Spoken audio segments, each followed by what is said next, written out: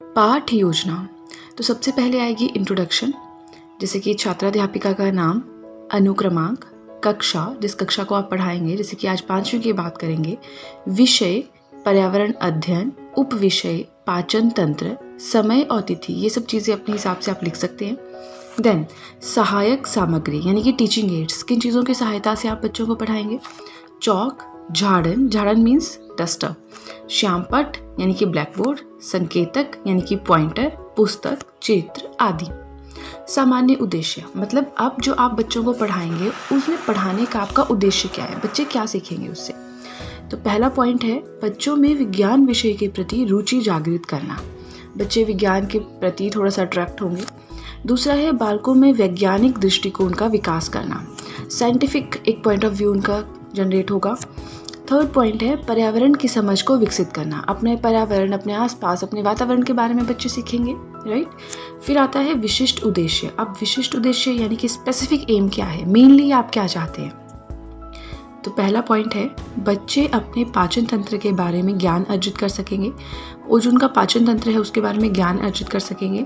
Second है बच्चे अलग अलग स्वाद के बारे में बता सकेंगे, उनका जो अलग अलग टेस्ट है उसके बारे में बता सकेंगे। फिर उसके बाद है पूर्व ज्ञान परीक्षण, प्रीवियस नॉलेज टेस्टिंग की कितनी नॉलेज है उनको अभी तक, वो हमें पहले चेक करना पड़ेगा उनको आगे वाला जो टॉपिक है पढ़ाने से पहले। तो इसमें 2 कॉलम्स बनते हैं, बीच में आप चाहें तो लाइन लगा लीजिएगा, मैंने थोड़ी जल्दी में बनाए हैं लेसन प्लान, तो इतना टाइम नहीं लगा मुझे। छात्राध्यापिका क्रिया एक कॉलम होगा, छात्र छात्रा क्रिया दूसरा कॉलम होगा। तो आप पूछेंगे बच्चों आपको क्या पसंद है, बच्चे बोलेंगे मिठाई। फिर आप पूछोगे करेले किसको पसंद है, कोई भी नहीं हाथ खड़ा करेगा। फिर खाना क्यों खाते हैं, तो ये समस्यात्मक प्रश्न है, खाना क्यों खाते हैं, बच्चे अजीब अजीब से रिप्लाई करेंगे, क्योंकि स्वाद होता है, मज़ा आता है, भूख लगती है, बट वो तो आंसर नहीं है। तो एक समस्यात्मक प्रश्न होगा बच्चों के लिए। नेक्स्ट आएगी उप विषय की घोषणा। इसमें हम बोलेंगे कि बच्चों आज हम पाचन तंत्र के बारे में पढ़ेंगे और हम यह भी जानेंगे कि हमारे खाने के साथ क्या क्या होता है। तो एक तरह से बच्चों को आइडिया मिल जाएगा कि हमने पढ़ना क्या है, हमारा आज का टॉपिक क्या है, राइट। फिर होगा प्रस्तुतिकरण, और इसमें आप 4 कॉलम्स बनाएंगे। पहला होगा शिक्षण बिंदु, फिर छात्राध्यापिका क्रिया, छात्र छात्रा क्रिया, श्यामपट कार्य यानी कि ब्लैक बोर्ड वर्क। तो आप चाहें तो यहाँ पे लाइंस लगा सकते हैं, मैंने थोड़ा जल्दी में काम किया जैसे कि मैंने आपको पहले भी बताया। तो शिक्षण बिंदु में आएंगे मेन पॉइंट्स, जैसे कि पाचन तंत्र के बारे में थोड़ा सा हम बताएंगे। जिस प्रकार गाड़ी चलाने के लिए पेट्रोल की ज़रूरत होती है, उसी प्रकार जीवित रहने के लिए हमें शक्ति की ज़रूरत होती है, एनर्जी की आवश्यकता होती है, और यह एनर्जी हमें खाने से मिलती है।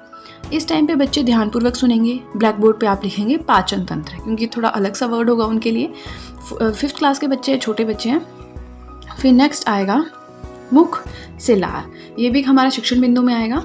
फिर हम कहेंगे कि बच्चों जब भी हम कुछ खाते हैं तो हमारे मुख में लार से मिलकर खाना बारीक होकर ग्रास नली यानी कि फूड पाइप से अमाशय यानी कि पेट में, स्टमक में जाता है। बच्चे अपनी उत्तर पुस्तिका पर लिखेंगे, जो मेन चीज़ें हैं अपनी नोटबुक पे लिखेंगे। यहाँ पे हम लिखेंगे लार, ग्रास नली, अमाशय। जो नई चीज़ें हैं बच्चों को लिखनी नहीं आती होंगी वो सब हम ब्लैक बोर्ड पे लिखेंगे यानी श्यामपट पे लिखेंगे। फिर हमारा शिक्षण बिंदु होगा छोटी आंत व बड़ी आंत, यानी अमाशय में यह जूस से बदलकर छोटी आंत से होता हुआ बड़ी आंत से बाहर निकल जाता है। मतलब जो चीज़ हमें पचती नहीं है वो हमारे शरीर से एक्सक्रीट हो जाती है, ठीक है।